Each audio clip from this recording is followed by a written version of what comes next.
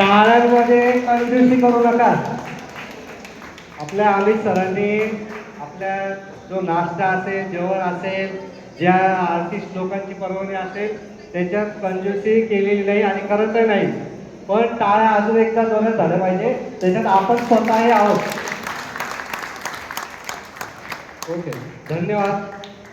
जे पोर्ट्रेट रांगोळी करतायत त्यांच्यासाठी खरंच एकदा हॅट्स ऑफ. कारण की ब्रशने किंवा जे प्रत्येकाचं काम ते हार्डच असतं आर्टिस्ट जरी असले, पण हाताने बोटाने चित्र काढणे म्हणजे ही काही एवढी सोपी गोष्ट नाही आहे.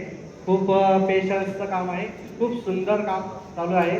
त्याच्यानंतर आपल्याकडे पेपर कॅलिग्राफीमध्ये श्रीकांत गवांडे मुंबई एक वेगळ्या प्रकारची त्यांची सुलेखनाकाराची एक छबी आहे.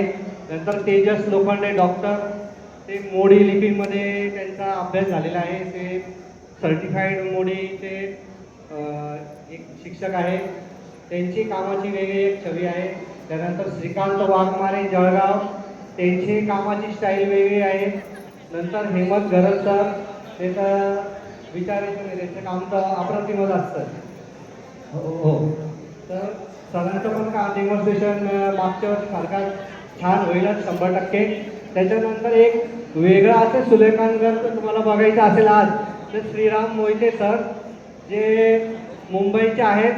एक कमर्शियल आर्टिस्ट छंदामधून पुढे सुलेखनकार कसे कमर्शियल आर्टिस्ट झाले ते त्यांचं एक वेगळ्या प्रकारचे स्टाईल तुम्हाला बघायला मिळते.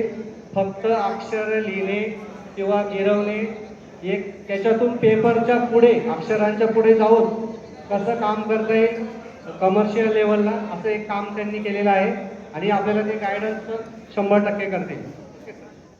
धन्यवाद.